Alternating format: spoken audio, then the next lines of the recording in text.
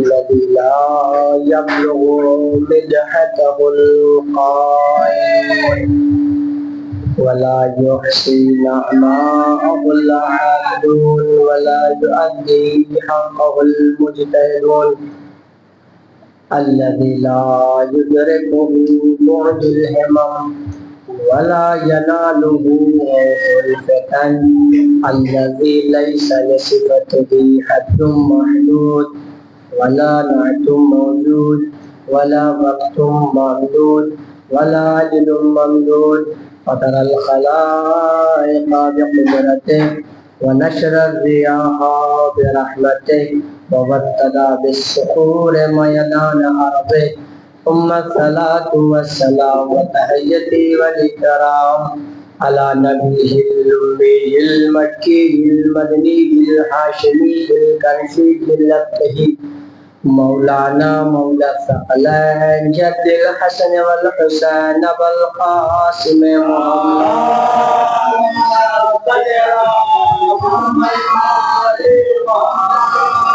وعلى أهل بيته الطيبين الطاهرين المعصومين المظلومين المنتخبين المنتجبين وعلى لعنة الله على أعدائهم أجمعين من يومنا هذا إلى قيام يوم الدين.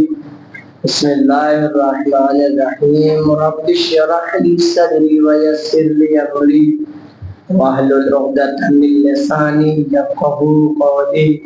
أما بعد فقد قال الله تبارك وتعالى في القرآن المجيد وقوله الحق. بسم الله الرحمن الرحيم. إن الدين عند الله الإسلام. صلى الله عليه وسلم.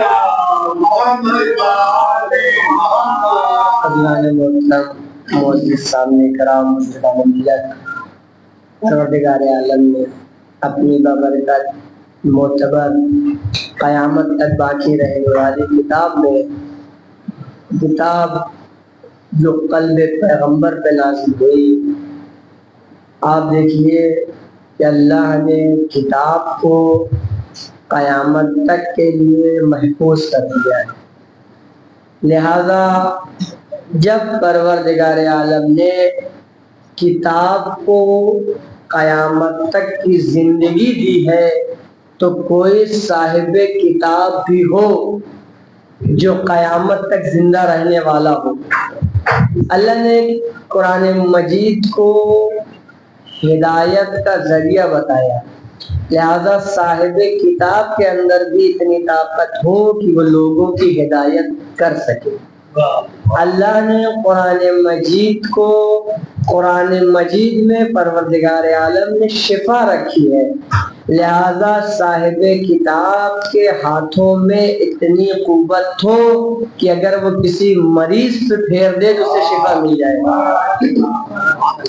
پروردگار عالم نے قرآن مجید کو شفاعت کا ذریعہ بتایا ہے، یعنی روز محشر قرآن مجید بھی انسانوں کی شفاعت کرے گا.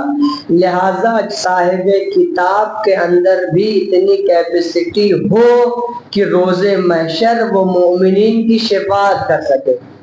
حضرات گرامی توجہ کر رہے ہیں، صاحب کتاب اور کتاب یہ دو ایک ایسا مرحلہ ہے جو پیغمبر نے اپنے آخری وقت میں لوگوں کو بتایا تھا اور قلم دعوات مانگ کر لکھوانا بھی چاہا تھا، لیکن افسوس کہ کچھ لوگ اس میں مانے بنے اور اس چیز کو انجام نہ دینے دیا گیا.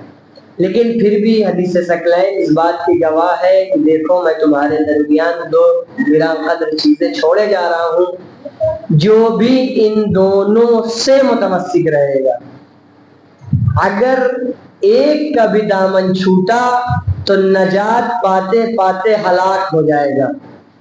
لہذا شرط یہ ہے کہ دونوں کا دامن تھامے ہو. اسی کتاب میں پروردگار عالم یہ ارشاد فرما رہا ہے کہ میرے نزدیک دین اسلام. ایک صلوات پڑھیں محمد والے.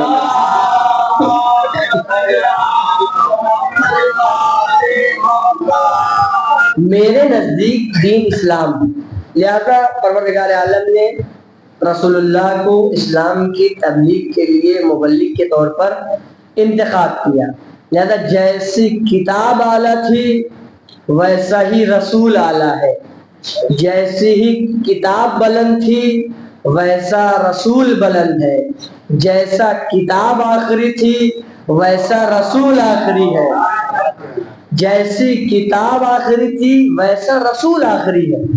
لہذا اور یہ دین بھی آخری ہے. اب نہ اس کے بعد کوئی دین آنے والا ہے، نہ کوئی نبی آنے والا ہے، نہ کوئی اللہ کا بھیجا ہوا نبی آنے والا ہے. تو معلوم چلا یہ دین اسلام بھی آخری دین ہے، یہ کتاب بھی آخری کتاب ہے، یہ نبی بھی آخری نبی ہے. پروردگار کہہ رہا ہے کہ میرے نزدیک میرا دین پسندیدہ اسلام ہے. اب عزیزان گرامی، جب اللہ کے نزدیک جو چیز پسند ہوتی ہے، لہذا جب اللہ کے نزدیک دین اسلام اتنا پسندیدہ ہے تو رسول کتنا پسندیدہ ہوگا. اب قرآن مجید میں دیکھیں رسول اللہ کے القاب ہیں، کبھی طٰہٰ، یاسین، مزمل، مدثر، سراج، منیر، کملی والے، میرا حبیب، ایسے ایسے القاب سے پروردگار عالم نے رسول کو نوازا ہے. ایسا لگ رہا ہے کہ یہ قرآن رسول کے قصیدے پڑھ رہا ہے، یہ قرآن رسول کے قصیدے پڑھ رہا ہے. اب عزیزان گرامی، رسول اللہ کو کب بعثت ہوئی؟ کہا رسول اللہ کو 40 سال میں نبی رسول بنایا ہے. ہمارے نظریے سے نبی پیدا ہوتا ہے، نبی جب پیدا ہوتا ہے تب بھی نبی ہے، نبی گہوارے میں ہو تب بھی نبی ہے، نبی سڑک پر چل رہا ہو تب بھی نبی ہے، نبی کسی کو بلائے تب بھی نبی ہے، نبی کسی کو بھگائے تب بھی نبی ہے. نبی ہمیشہ ہمارے نزدیک نبی رہا ہے. ایسا نہیں ہے کہ مثلا 40 سال تک وہ ایک انسان رہا ہے، 40 سال کے بعد اللہ نے اسے ایک عہدہ دے دیا اور نبی بنا دیا. نہیں، اگر یہ دیکھا جائے تو قرآن مجید اس بات کا گواہ نہیں بنتا، بلکہ اس بات کا گواہ بنتا ہے کہ اگر بچہ گہوارے میں ہو تب بھی نبی ہے. جناب مریم کا کیا واقعہ ہے؟ جناب مریم کی عصمت کے اوپر لوگوں نے انگلی اٹھائی تو اللہ نے حکم دیا کہ خالی بس اس بچے کی طرف اشارہ کر دینا. جیسے ہی اس بچے کی طرف اشارہ کیا، چھوٹا بچہ گہوارے میں ہے، کچھ روز ہو چکے ہیں، وہ بچہ بولا انی عبداللہ آتانی الکتاب وجعلنی نبیا، میں اللہ کا بندہ ہوں، نبی بنا کر بھیجا گیا ہوں، مجھے کتاب عطا کی گئی ہے. توجہ کر رہے ہیں؟ یعنی پیدا ہوا تب بھی نبی، بڑا ہوگا تب بھی نبی. تو عزیزان گرامی، 40 سال کے وقت میں، یعنی جب رسول اللہ 40 سال کے ہو گئے تب مولائے متقیان تب رسول اللہ کو رسالت عطا کی. اب آئیے اس سے پہلے کی زندگی رسول کی دیکھتے ہیں. میں معلوم یہاں جہالت کی میں نے کچھ رسمیں ادا بتائی ہے کہ نہیں بتائی ہے. جہالت کی کچھ رسمیں یہ تھی، یعنی رسول اللہ کی ولادت سے پہلے، رسول اللہ کے نبی بنانے سے پہلے جاہل لوگوں کی کچھ رسمیں تھیں.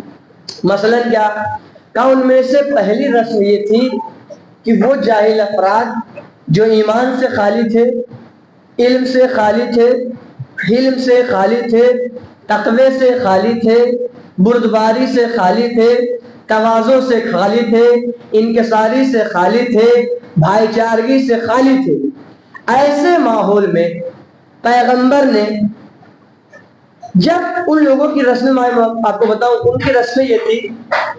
پہلی رسم کہ جب کوئی مادہ گائے پانی نہیں پیتی تھی تو وہ اس کے نر کو مارتے تھے. غور کیجئے یہ جہالت کس عروج پہ تھی. اس کے نر کو مارتے تھے، یعنی بیل کو مارتے تھے. ان کا نظریہ یہ تھا کہ اس کے مار پڑنے سے یہ پانی پی لے گی. ایک دوسری رسم یہ تھی کہ جب کوئی بڑا بزرگ مرتا تھا تو اس کے ساتھ ایک سواری کو بھی باندھ دیتے تھے. نظریہ یہ تھا کہ جب اس کو اٹھایا جائے گا تو اس کی سواری کی ضرورت پڑے گی.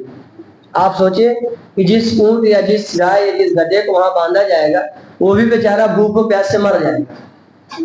یہ دوسری. تیسری یہ تھی کہ جب یہ سفر ان لوگوں کا پتہ ہے آپ کو، تجارتی سفر ہوتا ہے، آپ سب سفر والے ہیں جانتے ہیں کہ ایک مرتبہ انسان جب گھر سے نکل جاتا تھا 2 مہینے 4 مہینے 6 مہینے کا سفر ہوتا تھا، بازار لگتی تھی، کبھی کوفے میں لگ رہی ہے، کبھی سامرہ، کبھی کاظمہ، اس طریقے سے مثلا بازاریں لگتی تھی الگ الگ جگہ پر.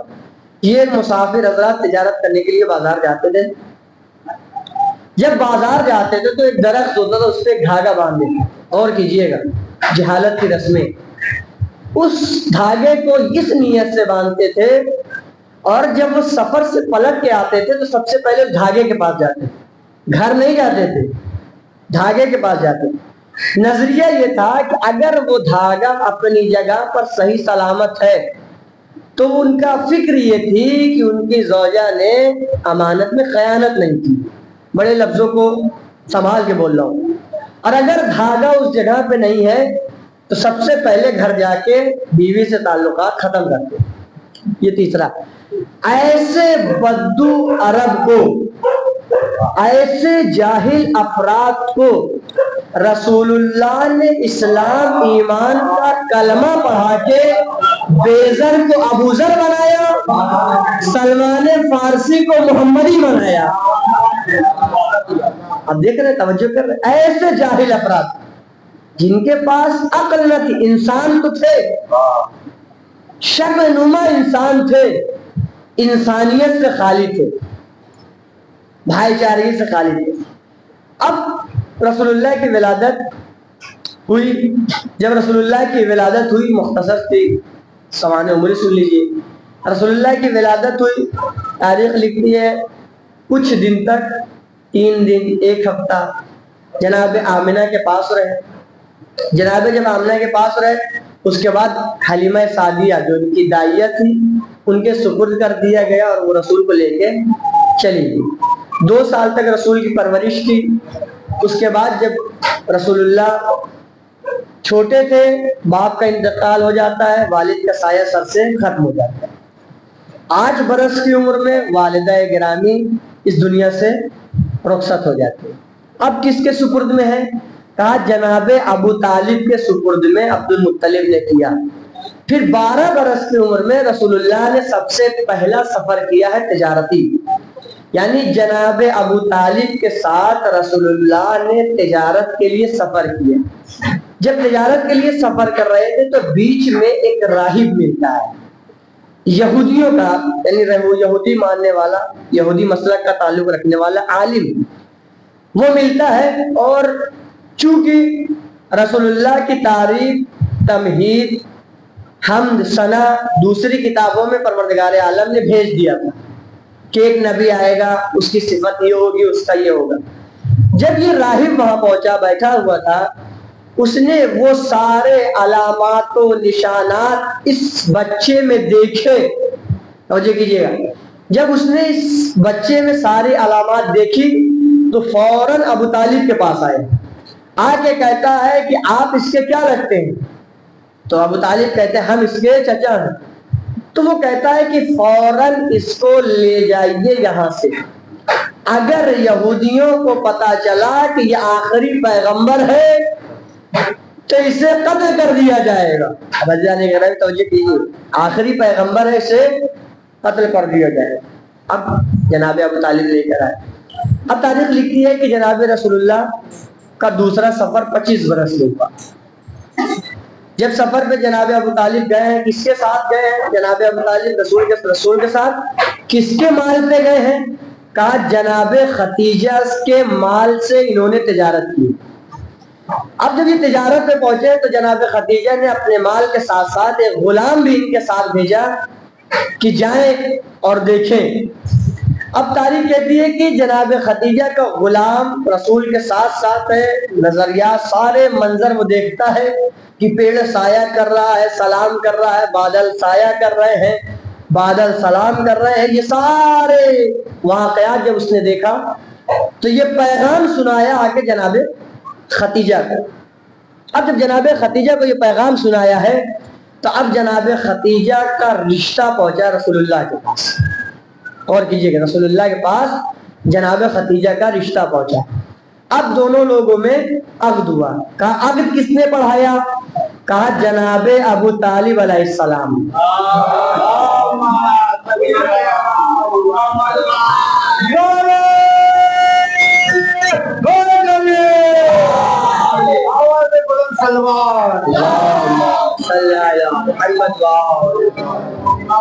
جناب ابو طالب علیہ السلام نے عقد پڑھایا. غور کیا آپ نے؟ ایک نبی کا عقد پڑھانے والا، ایک نبی کا عقد پڑھانے والا دنیا والوں کی نظر میں کافر کہلاتا ہے. جس نے پیغمبر کو، محمد کو پال کے رسالت کے عہدے تک پہنچا دیا، وہ ان کی نظر میں کافر کہلاتا ہے. تاریخ نے لکھا ہے کہ جناب ابو طالب نے پیغمبر کا ایک لمحے کے لیے بھی ساتھ نہیں چھوڑا ہے، اور بالکل اسی طریقے سے، اسی رسم پر، اسی سیرت پر عمل کرتے ہوئے مولائے متقیان نے بھی رسول کا ساتھ نبھایا ہے. ایک لمحے کے لیے بھی جناب رسالت مآب کا ساتھ مولائے متقیان نے نہیں چھوڑا ہے. چاہے وہ میدان میں ہو، چاہے حضر میں ہو، چاہے سفر میں ہو، چاہے بستر پر ہو، چاہے 40 ننگی تلواروں کے درمیان سونا ہو، کہیں پر بھی مولائے متقیان نے رسول کا ساتھ نہیں چھوڑا ہے. حضران گرامی، رسول اللہ نے 30 سال کے جب جناب خدیجہ کے ساتھ عقد ہو گیا، اب رسول اللہ کی عمر جو ہے 30 سال کی ہو گئی. 30 سال کی عمر جب ہوئی رسول کی، اسی وقت ابرہہ کا لشکر نے خانہ کعبہ پہ حملہ بولا.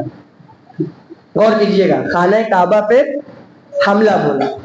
ابرہہ یعنی کیا؟ کہا کہ ہاتھیوں والا لشکر. کیا کرنا چاہتا تھا؟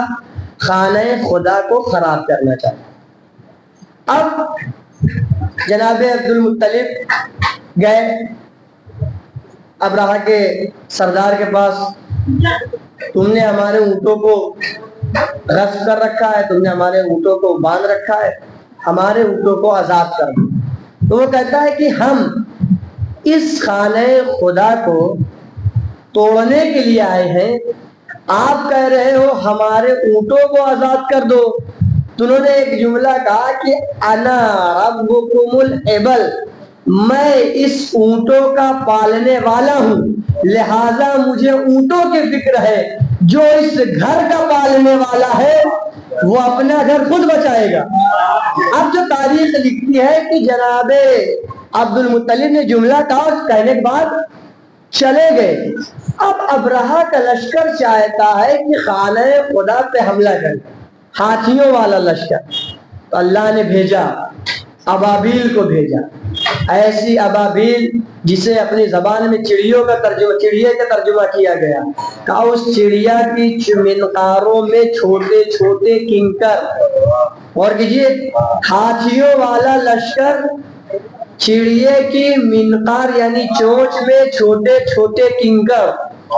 اب ان کنکروں سے برستا ہوا آگ کا گولا، یعنی اس کنکر میں نہیں تھا لیکن اس کی رفتار سے. آپ دیکھیے کہ اللہ نے ابرہے جو گھمنڈ کرتے تھے اپنے ہاتھیوں والے لشکر پر، اللہ نے اتنی بڑی حکومت کو اتنی چھوٹی سی چیز سے ختم کر دیا. اتنی چھوٹی سی چیز سے.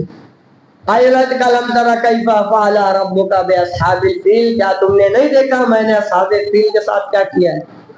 ان کی چھوٹی سی کنکر کے ساتھ ان کے پورے لشکر کو ہم نے تباہ کر دیا. صلوات پڑھے محمد علیہ.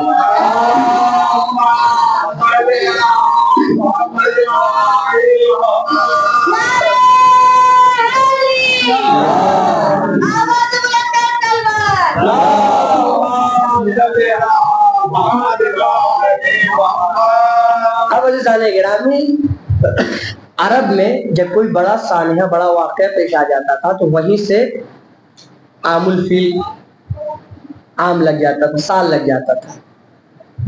مثلا بیست آیا تو بیست چلنے لگا. 13 سال تک بیست چلا. بیست کے بعد جب رسول اللہ نے مدینے کی طرف ہجرت کی تب وہاں سے ہجرت چلنے لگ گیا. اب وہ ہجری ابھی تک اسی پہ باقی ہے. پھر تاریخ کہتی ہے کہ اسی وقت مولا متقیان کی ولادت ہوئی. اب رسول اللہ جب 40 برس کے ہوئے تو امام علی کی عمر 10 سال کی تھی. رسول اللہ کو عہدہ دیا گیا، وحی نازل ہوئی کہ آپ کو رسول بنا دیا گیا ہے. رسول اللہ نے 3 سال تک مخفی تبلیغ کی. 3 سالوں تک اللہ کے پیغام کو پہنچایا، اللہ کے پیغام کو عام کیا، لیکن مخفیانہ طور پہ، علل اعلان نہیں. مثلا کسی کو پکڑ کے کہہ دیا، ان کو پکڑ کر دیا، ان کو پکڑ کر دیا، ممبر پہ آ کے نہیں. 3 سال تک.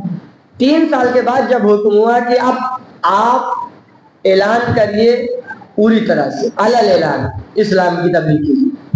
تاریخ کہتی ہے کہ اب جناب رسول خدا پہاڑ ابو قبیس پہ پہنچتے ہیں. پہنچنے کے بعد لوگوں سے کہتے ہیں یہ بتاؤ اگر میں کہوں کہ اس پہاڑ کے پیچھے ایک لشکر ہے تم مان لو گے؟ انہوں نے کہا رسول اللہ ہم مان لیں گے. جب انہوں نے یہ بات کا اقرار کر لیا تب رسول نے فرمایا کہ میں اللہ کا بندہ ہوں، سوائے اس معبود کے کوئی خدا نہیں. اب تاریخ کہتی ہے کہ جب یہ اعلان ہوا تو سب کے سب چلے گئے، کوئی نہیں بچا. یہیں پہ بات ختم ہو گئی. اس کے بعد پھر آہستہ آہستہ آہستہ آہستہ رسول اللہ نے اسلام کو عام کیا ہے. وہ اسلام جو مخفیانہ طور پر عام کیا جاتا تھا علل اعلان بتایا جانے لگا. علل اعلان رسول اللہ تبلیغ کرنا شروع کر دیے تھے. ایک صلوات پڑھے محمد والا.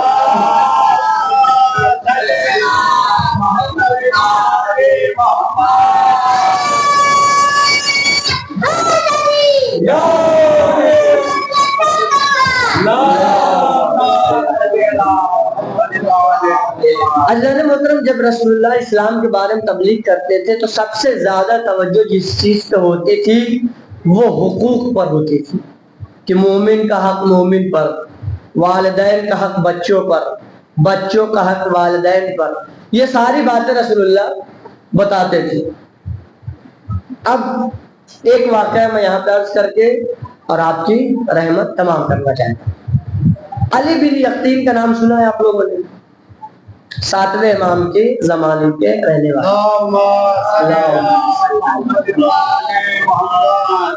علی بن یقین ہارون رشید کے وزیر اعظم تھے، یعنی بڑے وزیر تھے.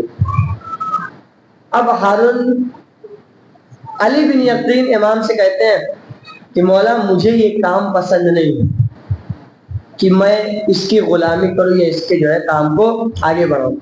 تو امام فرماتے ہیں علی بن یقین تمہاری وجہ سے، یعنی تمہارے اس جگہ ہونے سے ہمارے شیعوں کے حقوق کے خیال رکھا جاتا ہے، محفوظ کیا جاتا ہے. بات یہیں پہ ہو گئی. اب غور کیجیے گا. معلوم چلا کہ جب کوئی شخص کسی عہدے پہ پہنچ جائے تو اپنے نیچے والوں کا کیسے خیال ہے؟ علی بن یقین نے کہا ٹھیک ہے مولا آپ کہتے ہیں تو میں اس وزارت کو آگے بڑھاتا ہوں اور اس وزارت کو میں آگے لے کے چلتا ہوں. اب تاریخ کہتی ہے کہ ایک مرتبہ ایک شخص آیا. کہاں پر؟ تاریخ کہتی ہے کہ اب امام کاظم علیہ السلام خانہ کعبہ، اللہم صلی علی محمد، امام کاظم علیہ السلام گئے ہیں خانہ کعبہ حج کے لیے. اب وہ اپنے زبان سے عرض کرتے ہیں کہ میں پورے سفر علی بن یقین کے لیے دعا کرتا ہوا گیا ہوں. کیا خصوصیت تھی علی بن یقین کی؟ کہ وہاں ہونے سے شیعوں کے حقوق کا محفوظ ہونا، شیعوں کے حقوق کا محفوظ ہونا. امام فرماتے ہیں کہ میں پورے راستے یہاں سے لے کے خانہ کعبہ تک، خانہ کعبہ سے پلٹنے تک راستے میں علی بن یقین کے لیے دعا کرتا ہوا گیا ہوں. بات یہاں پہ ہو گئی. اب ایک دن علی بن یقین تھے، وزارت کر رہے تھے. ایک شخص آیا کوفے سے، ابراہیم شتر نام کا، ابراہیم نام کا شخص آیا، شتربانی کرتا تھا، یعنی اونٹوں کا خیال رکھتا تھا، یہ ساری چیزیں. وہ آیا ہے بڑی مشکلوں کے ساتھ، مشکل سے علی بن یقطین تک اس کی رسائی ہوئی، پہنچا. جب علی بن یقطین تک پہنچتا ہے تو علی بن یقطین تھکے ہوتے ہیں، نہیں معلوم اللہ جانے.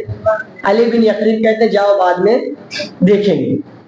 یہ جملہ علی بن یقطین نے کہا. اب تاریخ کہتی ہے کہ ایک مرتبہ علی بن یقطین نے چاہا کہ حج کریں، حج کرنے کے لیے خانہ کعبہ گئے، حج کیا، اور اس کے بعد علی بن یقطین نے ارادہ بنایا کہ جب یہاں تک آ گئے ہیں چلو مولا کی زیارت کر لیتے. اب امام کی زیارت کے لیے جب علی بن یقطین پہنچے، وہ مولا جو علی بن یقطین کے لیے پورے راستے دعا کرتے ہوئے گئے تھے، جب علی بن یقطین وہاں پہنچتے ہیں مولا منہ پھیر لے. اور کیجئے گا، مولا اپنے منہ کو علی بن یقطین کی طرف سے پھیر لیتے ہیں، یعنی علی اس کی طرف توجہ نہیں کرتے. علی بن یقطین پوچھتے مولا کیا ہو گیا ہے، آپ میری طرف توجہ نہیں کر رہے. تو امام فرماتے علی بن یقطین، میرا ایک چاہنے والا اپنی مشکل کو لے کے تمہاری بارگاہ میں پہنچا تھا. جب تمہاری بارگاہ میں وہ پہنچا، تم نے یہ کہہ کے ٹال دیا جاؤ دیکھیں گے، ابھی بعد میں دیکھ لیں گے. دیکھیے یہاں پہ امام کو کتنا برا لگا ہے. صرف ایک حق کی بات ہے تو وہ علی بن یقطین سمجھ گئے کہ مولا میں اس سے معافی مانگنا چاہتا ہوں. امام فرماتے جاؤ معافی مانگو.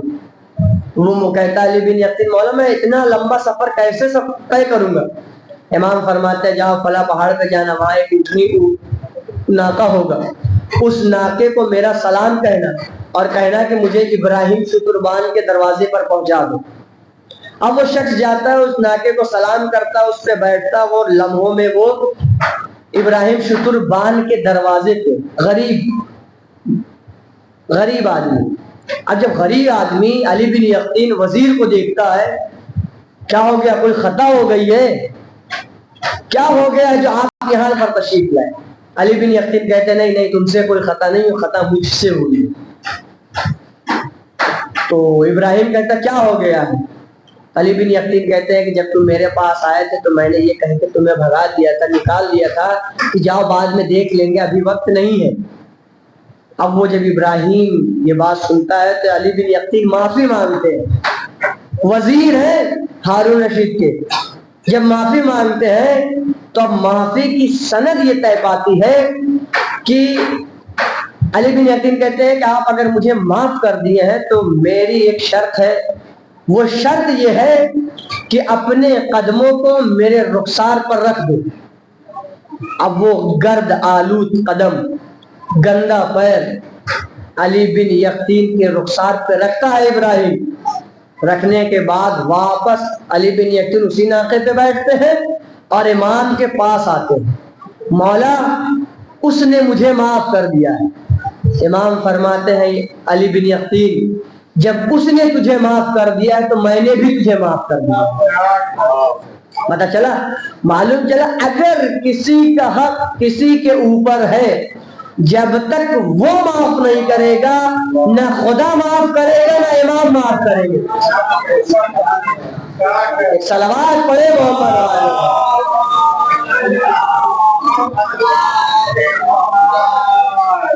نہ خدا معاف کرے گا نہ امام معاف کرے گا، کیونکہ معاملات اللہ سے انسان کا دو طرح سے.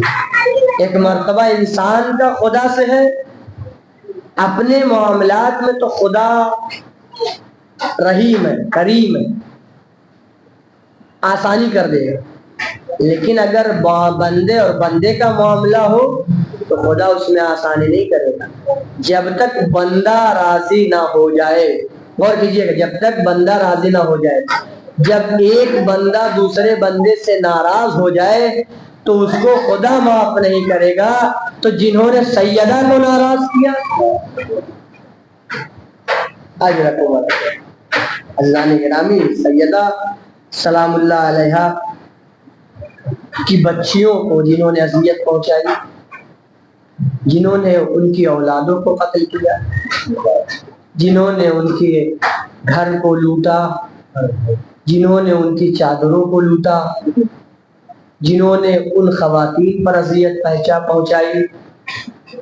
اجرکم اللہ۔ ہاں عزاداران مظلوم کربلا، شام سے رہائی کا وقت ہے، بیویاں آمادہ ہو چکی ہیں۔ جب بیویاں آمادہ ہو چکی ہیں، جناب زینب نے سید سجاد سے کہا بیٹا رباب نظر نہیں آ رہی۔ اب تاریخ کہتی ہے کہ امام فرماتے ہیں کہ اماں مجھے پتا ہے میری ماں کہاں گئی ہے، ماں ہے نا۔ اب جناب سید سجاد یہ قافلہ لے کر جاتے ہیں تو جناب زینب دیکھتی ہیں کہ یہ قافلے کا راستہ زندان شام کی طرف جا رہا ہے۔ تاریخ کہتی ہے کہ جناب رباب نے سکینہ کے قبر کو ایسے لگایا تھا جیسے کوئی اپنی بچی کو گلے لگاتا ہے۔ اجرکم اللہ۔ اللہ آپ کو کوئی غم نہ دے سوائے غم امام مظلوم کربلا کے۔ ہاں عزاداران امام مظلوم کربلا، اب یہ جناب رباب ہیں، تو جگہ پہ جناب رباب نے اس طریقے کا کام کیا ہے۔ ایک مرتبہ شام سے رہائی کے وقت جب شام سے قافلہ جانے لگا، رباب نے سکینہ کو قبر کو گلے سے لگایا کہ بچی تجھے سب سے زیادہ وطن جانے کی تمنا تھی اور تو اس قید خانے میں اپنی قبر بنا کے سو گئی۔ اجرکم اللہ۔ دوسری مرتبہ جب یہ قافلہ کربلا پہنچتا ہے اور بیویاں چاہتی ہے کہ مدینے چلی جائیں، جناب رباب کو پتہ کیا گیا رباب کہاں ہے۔ ارے تاریخ لکھتی ہے کہ رباب امام حسین کی قبر سے لپٹی ہوئی تھی۔ ماں چلیے قافلہ مدینے جا رہا ہے۔ جناب زینب کہتی ہے بھابھی چلیے قافلہ مدینے جا رہا ہے۔ رباب کہتی ہے زینب ارے میرا سہاگ یہی ہے، میرے بچے یہی ہیں، میں مدینے جا کے کیا کروں گی۔ اجرکم اللہ، اجرکم اللہ۔ اب تاریخ لکھتی ہے کہ یہ قافلہ مدینے پہنچتا ہے۔ ارے مدینے پہنچنا تھا کہ اب جب یہ قافلہ مدینے پہنچا، کیا زینب و کلثوم نے مدینے کے در و دیوار کو دیکھا، ایک مرثیہ پڑا ہے مدینہ تو جدنا لا تقبلینا، اے میرے جد کے مدینے، اے میرے نانا کے مدینے ہمیں قبول نہ کرنا، کیونکہ جب ہم اس مدینے سے گئے تھے ہمارے والدین و وارث کا سایہ ہمارے سروں پہ تھا، ہماری گودیاں آباد تھی، ہمارے بچے زندہ تھے، لیکن جب ہم اس مدینے پلٹ رہے ہیں نہ ہمارے والدین و وارث کا سایہ سروں پہ ہے، نہ ہماری گودیاں آباد ہے، سب دین خدا پہ اپنی جان نثار کر کے خاک کو اپنا کفن بنائے میدان کربلا میں سو گئے ہیں۔ الا لعنت اللہ علی قول الظالمین۔ پروردگارہ ہماری اس مختصر سی عبادت کو قبول فرما۔ پروردگارہ جو حضرات بیمار ہیں جلد از جلد شفائے کاملہ اور عاجلہ فرما۔ پروردگارہ جو پریشان حال ان کی پریشانیوں کو دور فرما۔ پروردگارہ جو حضرات بے روزگار ہیں رزق حلال عطا فرما، جو برسر روزگار ان کے رزق میں اضافہ فرما۔ پروردگارہ جو بے اولاد انہیں صاحب اولاد بنا دے۔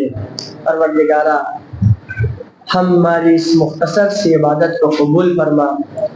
پروردگار حجت آخر فرزند زہرا یوسف زہرا کے ظہور میں تعجیل فرما اور ہمارے اعمال اس لائق قرار دے تاکہ ہمارا شمار امام کے ناصرین و مددگار میں ہو۔ تقبل باللہ انت السمیع العلیم۔